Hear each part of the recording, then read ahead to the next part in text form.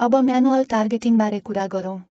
Manual targeting पूर्ण रूपमा सेलरको नियन्त्रणमा हुने भएकाले सही तरिकाले प्रयोग गर्दा यो प्रकारको क्याम्पेन धेरै प्रभावकारी बन्न सक्छ। म्यानुअल टार्गेटिङमा सेलरहरूले आफ्ना एडभर्टाइजमेन्टहरू कुन सर्च किवर्ड वा कुन प्रोडक्ट टार्गेटमा देखिनुपर्छ भन्ने कुरा आफै चयन गर्छन्।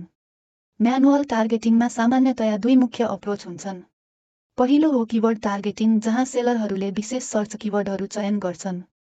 यी किवर्डहरूलाई ब्रड म्याच, फ्रेज म्याच वा एक्ज्याक्ट म्याचको रूपमा थप्न सकिन्छ। यो कुरा सेलरले सर्च क्वेरीलाई कति सटिक रूपमा टार्गेट गर्न चाहन्छ भन्नेमा निर्भर हुन्छ। दोस्रो अप्रोच हो प्रोडक्ट टार्गेटिङ, जहाँ सेलरहरूले विशेष प्रोडक्ट पेज वा सम्पूर्ण प्रोडक्ट क्याटेगोरीलाई टार्गेट गर्न सक्छन्।